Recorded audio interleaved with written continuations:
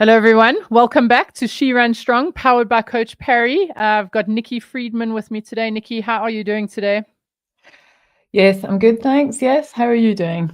Yeah, all good. Really looking forward to this. We're going to have a quite a nice chat today. I just know, so many of the female runners that we work with have tended to take up running as a means to lose weight.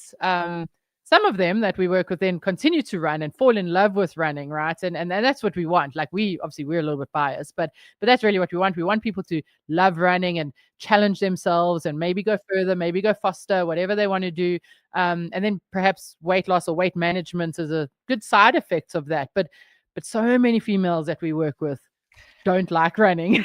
They struggle through it, they fight through it, and they just also don't feel like they're losing weight having taken up running as well. And really that's kind of what we want to dive Yeah, into yeah. today, right? I think it's a really interesting topic. I mean, why you came to marathon running. I don't know why you came to marathon running. I came to marathon running with a bit of that goal, certainly. Okay. When I first started, I'd always been a sporty person, don't get me Mm. wrong. I knew from my teenage years that I would be running marathons later in life. It was just a question of when, not if. Yes. But I think at the point I came to marathon running was after I'd had my 3 kids, but they were still very young, and Okay. I'd gained a little bit of weight through the pregnancies, and I remember thinking, "Oh, I think running a marathon will be the thing that will really help me lose that last bit Mm. of weight." Um, and it didn't. If anything, I gained weight. Really? Probably nearly half a stone, actually. How much is half a stone? Half a Kilogram. stone, so that would probably about 3 kilos or so. 3, So 4, what's it, yeah. 6 pounds? Yeah. Okay. Okay.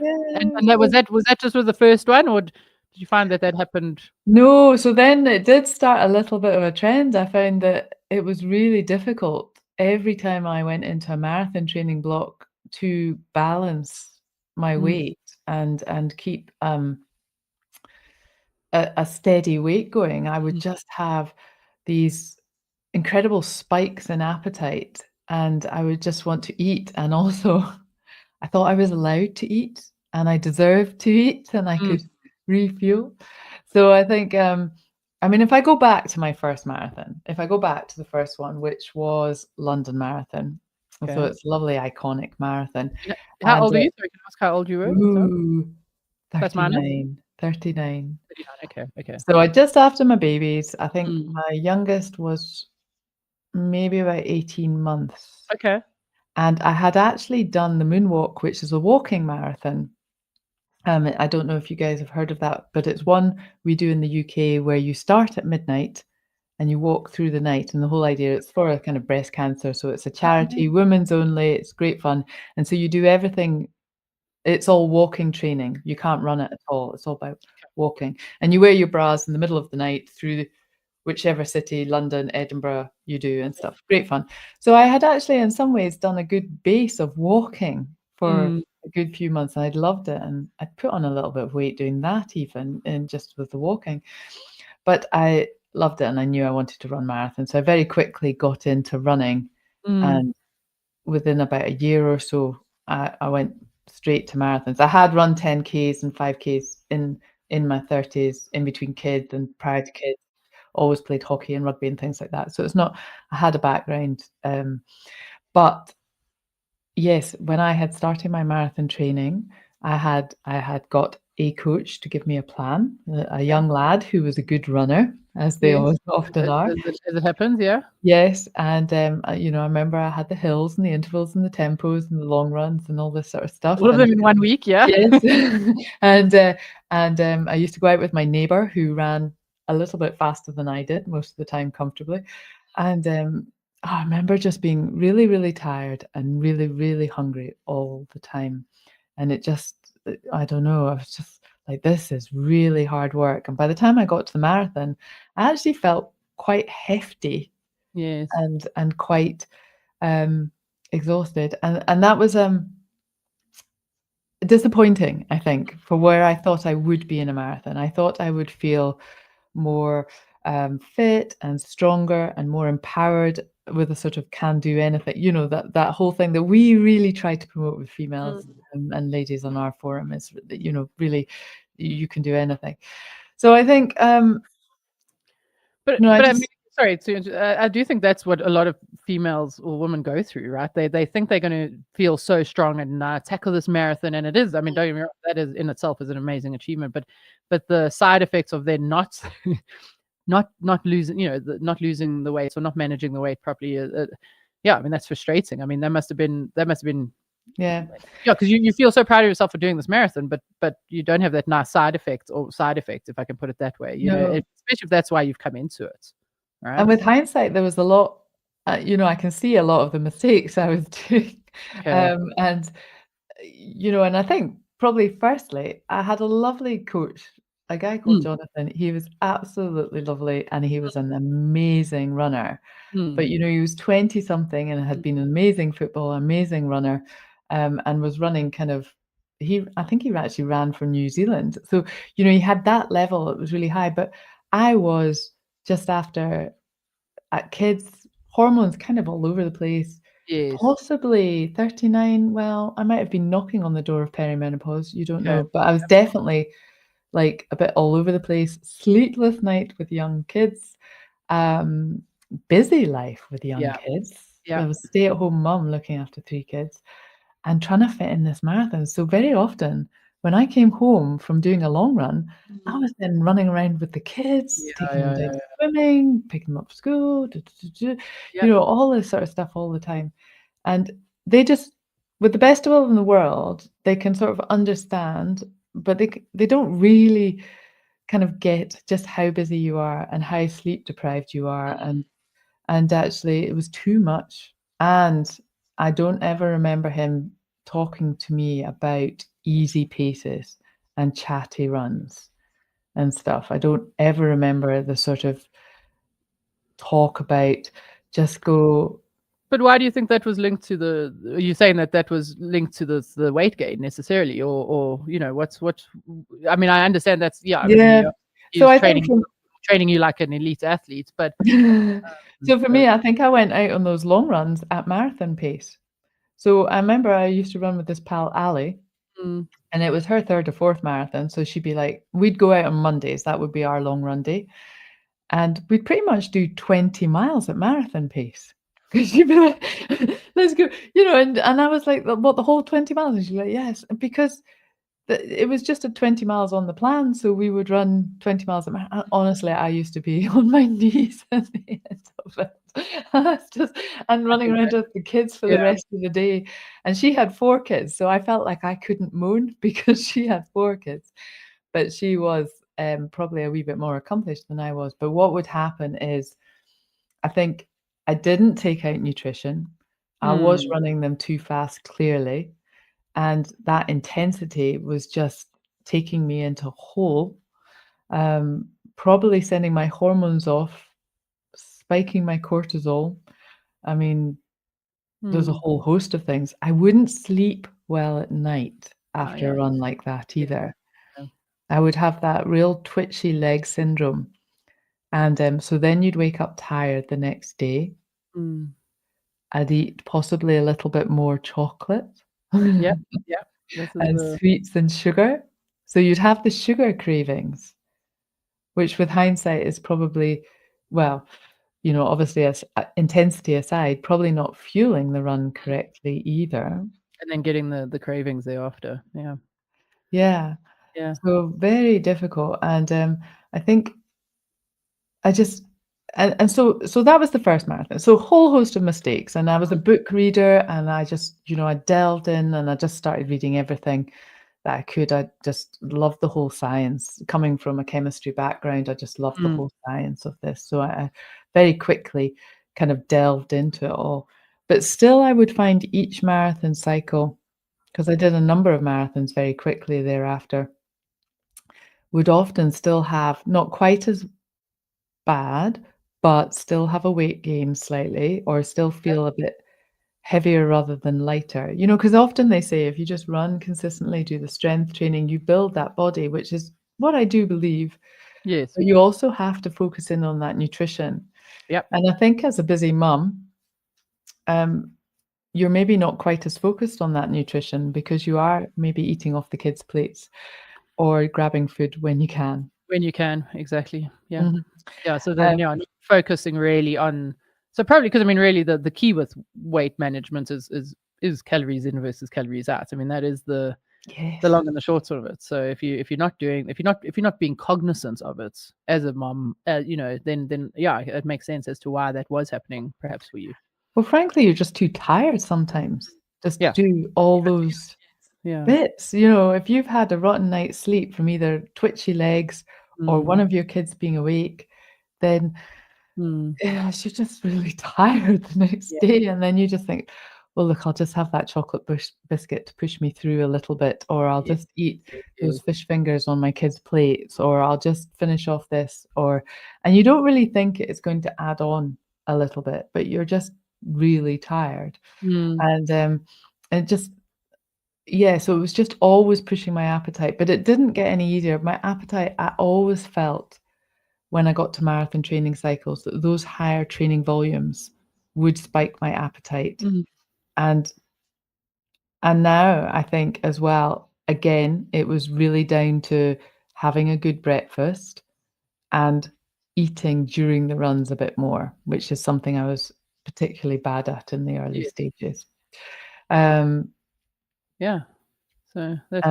and then getting a coach that really understands that would have been great at the start. And I think a lot of people are swayed by having a run coach that's a good runner as opposed to necessarily.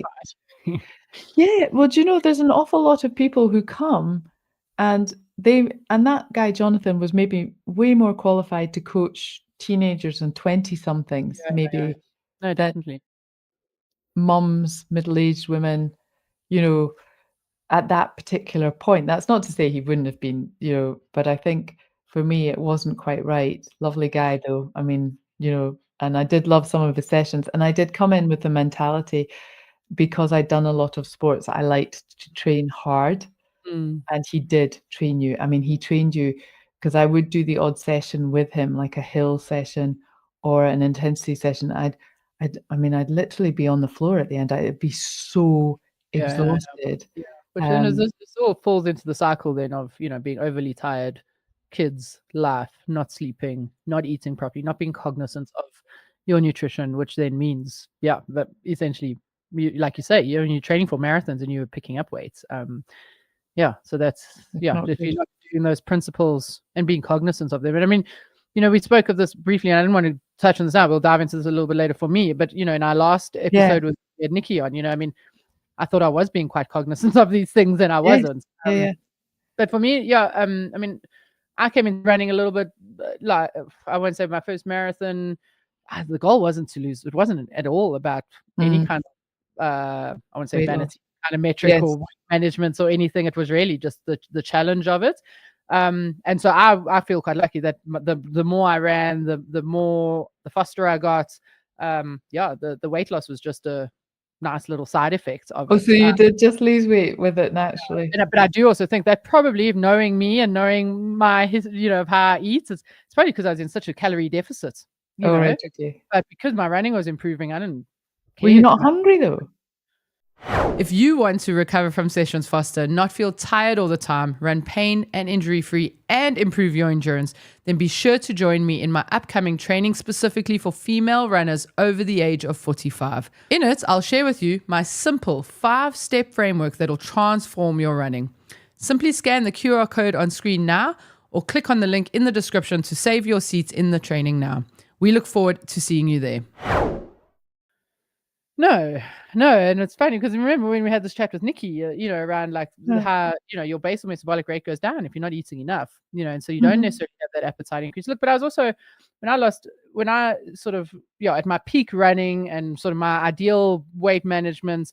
I mean, I was running a lot. I was running 80 to 100 kilometers a week, and I wasn't hungry. I wasn't. Yeah, it was never felt like I was missing something, or But I was also training with some. I was training with Tutu, who's on our platform, who's one of our coaches, who's been on the podcast before, and some of the elite athletes as well. I wasn't training with. I would run with them, and they would run away from me. But and just being in that environment, I think also you so cognizant of all the things. You're cognizant of your pre-fueling, your fueling during, because that was my job as a sports scientist to make sure that they were fueling, and then I did the same thing for myself. So I think that was a lucky thing for me. And then, but then then when my depression hits really badly in lockdown, I just ran Amsterdam marathon just before that. It was 2019. I ran Amsterdam, and then I've just picked up so much weight. But I think that's just obviously because my brain chemistry wasn't in a good place, and and so all of that. And since then I've struggled to lose this weight again. But to be honest, for me, the thing where I go wrong is the restriction, and not consciously restricting because I want to lose weight. It's just, like we spoke about in that previous podcast, I'm not good at cooking. I don't like it. I don't enjoy it. I don't get hungry. So I don't eat well. And then the really bad thing for me is what do they call them? Like the non-useful calories, the glasses of wine.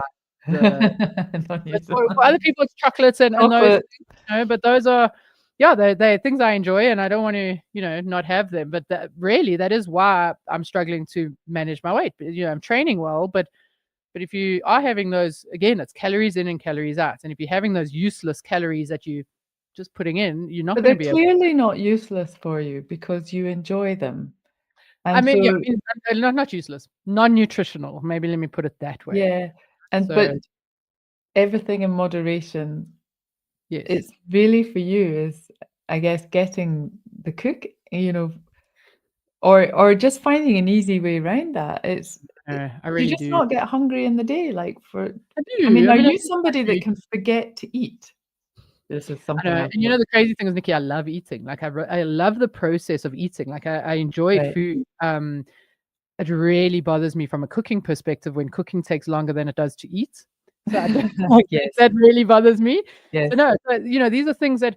So just to pull this in for our listeners, I think these are key things. For you, like what you were saying around managing your life and your family and the stress, and then finding the right kind of training to then complement that. And then making sure you're cognizant of what you're fueling. In the same way for me, it's obviously I don't have kids. I'm not married. So my life is slightly different from that perspective, but I work hard and I play hard. And so it's be really cognizant of those non-nutritional extra calories, and also to be eating enough, and I think that's the thing, is I'm not eating enough of the good stuff, and then I have the bad stuff. So I think, very often, well, anyway, just from what I've seen when we work with these females who come in and they're like, oh, I want to lose weight, I'm running, and they get so frustrated, and it's really because they think running equals weight loss. And I think the 80s and 90s sold us a dream, that cardio meant weight loss, and it doesn't. Of course, we can use that, right, to complement our weight management, but I think we just always need to be so cognizant of the nutrition side of it. I think that's such a massive part. I think nutrition is huge. If you're coming in looking for weight loss, it's got to be all about nutrition. It's got to be the kitchen. You've got to be in there. You've got to set up. You've got to know your way around it and stuff like that. I mean, there's no question. I also came in from a few other things. I remember my resting heart rate was quite high. It did come down really nicely during those training cycles, and now it's very low. And a few other things like that are just really good. So, and I did have time goals as well. I mean, I, of course, wanted to do the and all that sort of stuff. So I was sort of set. But, the nutrition was a big one. And it took a while. And even now, I just find still learning with the nutrition. I think it's a fascinating subject. And I think it's also a very chaotic subject. Because I've been around in running long enough to have seen quite a few different fads of nutrition as well, and people who are just, just want to eat fats and proteins, or just want to, this. And I've seen these fads come and go as well. And just finding out really what works for you and your body, and what you like and what you enjoy eating. Because I think for me, what's worked over time is consistency and almost repetitiveness in the food types. Whereas I think some people like a lot of variation. But if I can have almost like the same thing for breakfast and lunch, and then variation for dinner. Mm, That works perfectly. And then, so I go through phases in winter. It very often is oatmeal mm, and or scrambled eggs and some soups and stuff or bagels. I do like cooking. I love cooking. I've always loved cooking.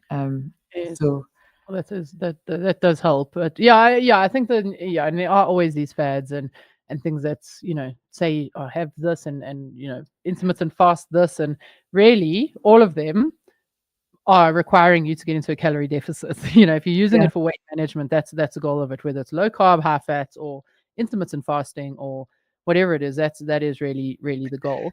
Um, But I would but always say to someone now, if you're coming in to run a marathon to lose weight, don't. Please don't. You know, exactly, just run lower levels, 5 when I sort of went back and did the 5 and the 10Ks, and you reduced the training volume and maybe built in a little bit more intensity, but yeah, not by much, then I could control my eating, and then I could balance my weight a little bit more.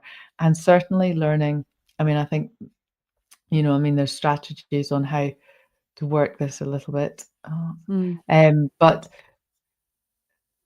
just taking it back, I think a lot of times marathon running and marathon training is hard, and you yes, do have to have a lot of variables in place. yes, Sleep, so you're not tired, nutrition, so that you're fueling your runs, um, and then other outside life stresses as yeah, well, absolutely, I think are key. And I think one of my most successful marathons I did, after a few years of this sort of cycle, was when my husband was away working for 3 months in Chicago. Don't tell him I said so so, that. so that wasn't stressful. Was that an easy time? But, Nice. what it meant was, I was sleeping on my own for that 3 Mm, months, so I got really good quality sleep. And, I went to bed earlier than I normally do because he's mm, more of a night owl and I'm an early bird. So I was going to bed earlier, I was sleeping better, I was focused a little bit more on nutrition, and I was less tired because I was sleeping a bit more. And then there wasn't that much stress going on. He was away working, a little bit of work stress, but not much. And I was going to yoga regularly as well. So I was really focused on those sort of the beauty of yoga, I think, is it really, strength training is really important to build muscle or keep and maintain muscle. But yoga, just having that, yoga can be very restful, but it can be very mobilizing as well. So it can really mobilize your muscles and loosen you off throughout the body, as well as just focused in on your breathing and your relaxation and just calming your system down after it's done some of this hefty running that you are. yeah, So I find that then stabilized. It seemed to stabilize. This is only with the beauty of hindsight now. You know, it seemed to stabilize my body much more. And the stress management meant, us women, when I think about it, we are just very emotional when it comes to eating. Whether we're tired or stressed or anything, we'll eat more.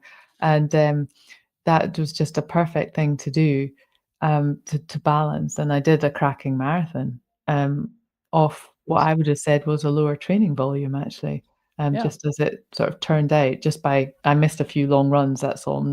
I mean, I can't even remember why. It wasn't illness, but I just missed a couple.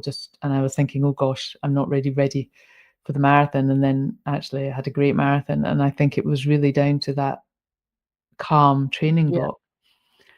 Yeah, So you mentioned that around like, running and for weight loss specifically, or not to do marathon running or marathon training yeah. wanting to lose weight. But I often if people say to me, "Oh, well, I've taken up running to lose weight," my first question to them is, "Do you like running?" Because if you don't enjoy running, like this yeah, I just think that you have to fall in love with the process, and the same goes Yes, for when you're training for a marathon. Look, some of us are. I'm definitely quite externally motivated. I do enjoy chasing goals and so on, but I enjoy the side effects that come from the process. yes. The good routine, the good, like you're saying, the The the, the structure. yoga and how that became part of your process and how it helped you de-stress.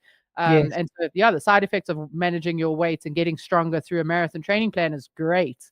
But it's almost like you have to think about it the other way around. You have to go, okay, I want to fall in love with the process, not necessarily the mechanism, So, Yeah. and yes, of course, you might fall in love with running, which is awesome, which is what Mm. which a lot of people have. But find something, and I feel like we're talking people away from. We are, she runs strong, Yeah, but yeah. but if you don't enjoy running, then find something that you do enjoy, and one of the big things I think for me when I was managing my weight so well was I was also doing a lot of strength training. And I love strength training. So actually Yes. lifting, so lots of Olympic lifts, lots of cleans, lots of snatches, lots of kettlebell work, squats, deadlifts, so I really enjoy that. I don't know. I actually sometimes dare I say sometimes think I prefer that to running, but it's, I know I can't. Yeah, it's a very fine line. I can't always make up my mind about these things. Again, finding something that you really, really enjoy doing, but being cognizant of the other components. So if you love Yeah. running, run, but be cognizant of the stress levels, of the nutrition. But I just think that resistance training, if you can fall in love with it, is such a powerful tool to help your running and just to manage your weight. If that is your goal. And we've done deep dives on this topic before. So like go and have a listen to one or two of those where we've spoken around how strength training really helps. So we don't want to go into the science of that now necessarily, but again, I think finding something you really love. And if that is strength training, that's great because it's going to make your running better, or resistance training, let me say that rather. And it's going to really, really help you manage that weight and build that lean muscle, because I always get these females as well who always go, oh, well, I don't want to bulk up, but I want to tone. Yep. And I'm always like, those are the same things. That Yes. those are that's the same thing. Like when you're toning, you're building muscle, and that's why it looks nice. That's why we tone. That's what we, Yep. and so yeah, but that's that's obviously just from a vanity side of things. But yeah, for me, strength training it is such a key aspect of me managing my body composition. I do need to pay far more attention to the nutritional aspects, of course, as we've discussed in detail. But and then probably the nutritional aspect ties into the what do we call them, like the non-useful, or the calories that are that are there that aren't really beneficial for you. So, but again, that's also part of life and enjoying all of that. So yeah, I am. Yeah, but those, you see, the thing, Nikki, you speak about chocolates and sweets. The thing about chocolates and sweets that aren't negative, or that wine is that wine also or alcohol impacts your sleep as well. So Yes. you see, so that's the other thing for me, is that then I find then that also then that aspects of nutrition falls into what you're saying around lifestyle and stress and so on. So all of these things come into play, which I think is quite key. Yeah. It is a tricky balancing act, and when you get into it, there's quite a lot to think about really with marathons and stuff. And creating strategies to avoid the weight gain was something that I really kind of had to do in the end, and just Okay. had to sort of look into. And just when I sort of went, I love 5 and 10K, so they're my go-to, but I absolutely love to run a marathon a year and collect the medal as well. But I'm driven by PBs, PRs in 5 and 10Ks, and then I love to tick off marathons, especially international ones. So with that in mind, I did put in some strategies with sort of weight gain and stuff, and I'll go through a few of those just now, just so we can, and that's just really summarizing what we've been talking about. But I think becoming, like you say, aware of your calories and just tracking your calories for a week or so. And I never like people to go too Yes. into this too much, but I think you have to have a starting space to understand what's a kind of a balance for you. Where's maintenance level for you, and how much to eat in a week is good, and how much, if you eat too much, you're going to put on, and if you eat too little, you're going to take off. And the only way you can really do that is by buying a little set of kitchens to get scales and using one of the apps. Yeah. And just tracking for it, or even just 3 or 4 days, just so Yep. you have a rough idea of what's going in and what's coming out and this sort of stuff. I mean, Nikki, it's so key. I mean, following on from that podcast that we did with a dietitian, Nikki, around my muscle mass loss and not taking in enough calories and so on. I have been tracking as an example, Right. just to get an idea. And I've been cognizant of what I'm eating now, and I'm anywhere between 800 to 1,000 calories under daily. and Wow. that's with me being cognizant. And so that has been such an eye That opening. includes your wine, yeah, Shona? Yeah, you see, yeah, but then I have some wine and then it tops that up, obviously. But then that's the empty calories. That's the word I was looking for. Empty calories. That's what's key. Is they.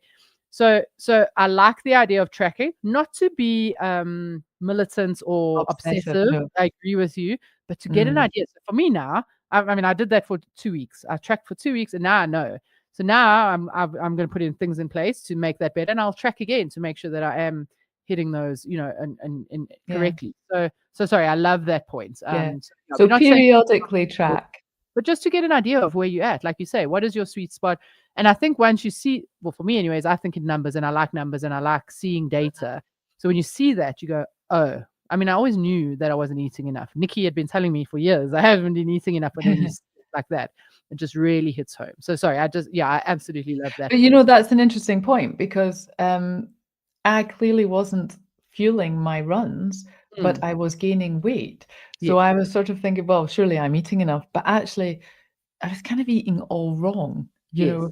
and that's the thing. And so there is a bit of structure and timing to it as well, which we have gone into in previous episodes as well. So, but first, start with the basics first and track your calories and just see what you're eating. And now the apps are really quite good. They'll give you a wee breakdown of the carbs and the protein and everything as well. So roughly, and use it as guidelines. Don't be obsessed. Just use it as guidelines and stuff.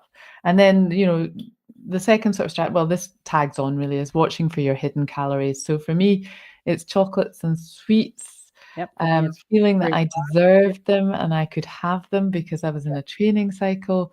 So, and there's a bit of Nikki, that's so powerful. I just think as women, well, let me put it. Here's my little feminist rant for the day. But society has sold women a dream as well. So we see, what's that quote? But we see food as such a deserving mechanism, right? I'm training really hard. I deserve to have this.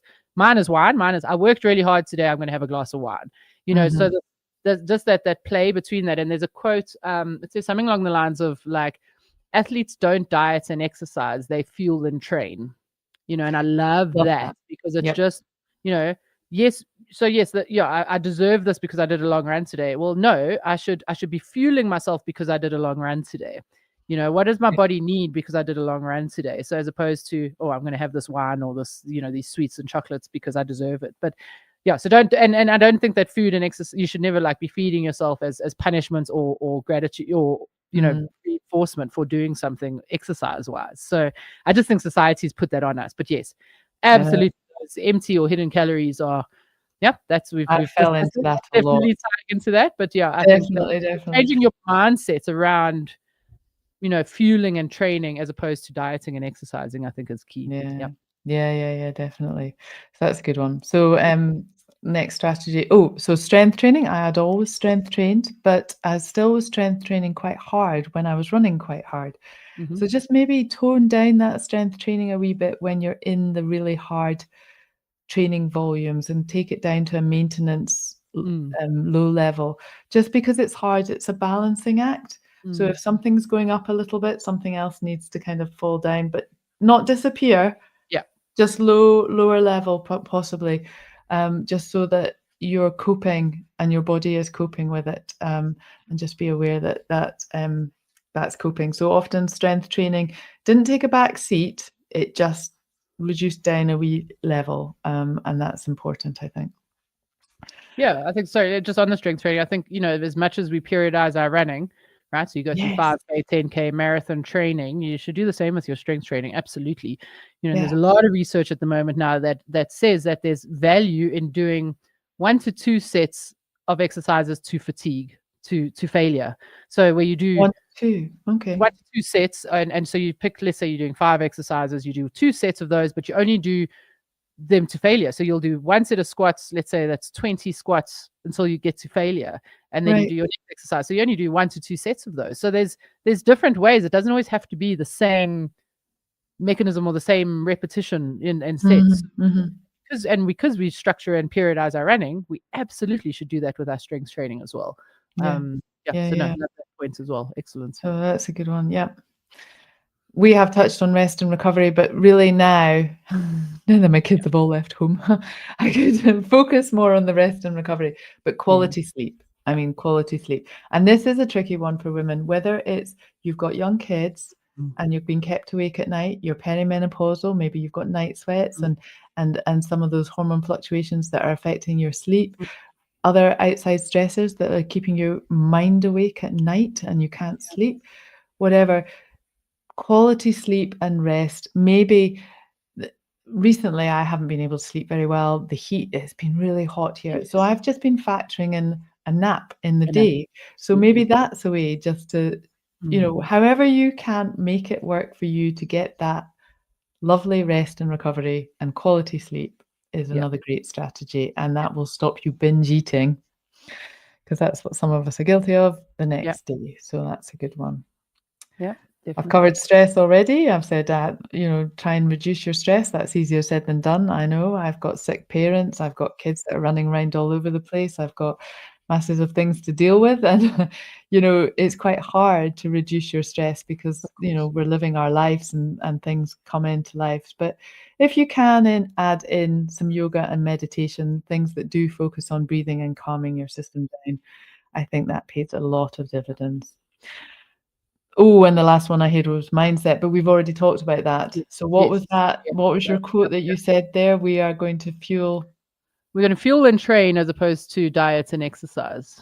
I think that is the perfect key to end on here. So fuel and train to exercise. And if you want to lose weight, try reducing down to 5K or 10K running, getting in the gym more and do strength training. Yeah, But I think marathon training. The key thing with the weight management side of it, and maybe that's the last point on here for me anyways, is movement, right? So we started this with running to lose weight, but it's movements. I mean, a lot of the studies that's where we're blaming menopause for this weight gain, blah blah blah blah. It's actually that we just move less. So yes, you might be marathon training, but you're not, think about like when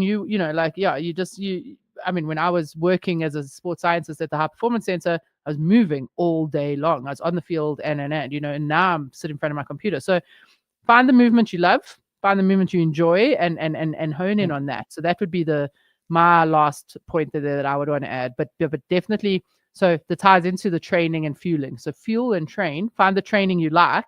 If it's not running, don't let it be running. If it's not cycling, I mean, I don't particularly love cycling, but I'll do it. But so find the one that you like. Fuel for that training as opposed to diet and exercising. So yeah, those would be my last 2 points there for sure. Great. Good. Well, I think we've got a few things there to work on. Excellent. Yeah. All right, brilliant. Well, if anyone has any comments or any ideas or any questions they'd like to ask, please do pop them down below if you're watching on YouTube, or send them in. We should have links on the episode notes and stuff. And otherwise, that's us all good for today. We'll see you next week. Cheers. Bye. Bye, guys.